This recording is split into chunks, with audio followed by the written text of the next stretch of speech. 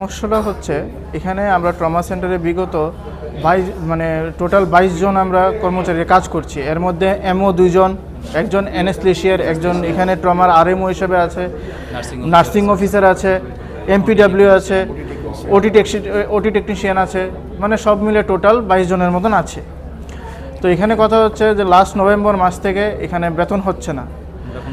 তো কেন হচ্ছে না জিজ্ঞেস করলে বলছে দ্যাট ডাজন্ট নো, তারা জানে না যে কিসের জন্য, মানে পুরো রিজনটা আমাদেরকে বলেও না, সঠিক রিজনটা কিসের জন্য হচ্ছে না, বলে ফান্ড চলে গেছে, ফান্ড আসছে না সেন্ট্রাল থেকে।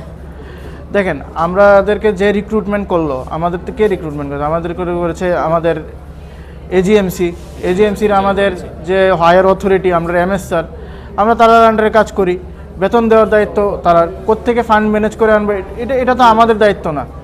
ঠিক আছে, আমরা নিষ্ঠাভাবে আমরা পারিশ্রমিক দিয়ে যাচ্ছি, খুব মানে ইচ্ছা করেই ভালোভাবেই আমরা কাজ করে সুনামের সাথেই ট্রমা সেন্টারে কাজ করে যাই।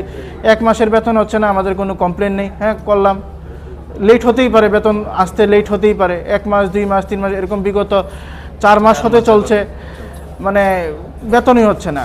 আজকে আবার আমরা এটা নিয়ে ফাইনালি বসতে গেলাম আমাদের এমএস স্যার, আমরা সুপিরিয়রের সাথে, তারা বলল যে এটা আপনারা ডিএইচএসে যান, ডিএইচএসে গিয়ে কথা বলুন।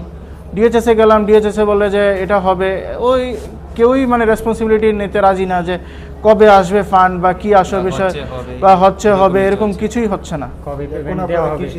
এখন আমরা সিদ্ধান্ত নিলাম যে যতদিন না ফান্ড আসে কিছুকালের জন্য, একটু অনির্দিষ্টকালের জন্য স্থগিত রাখবো ডিউটি।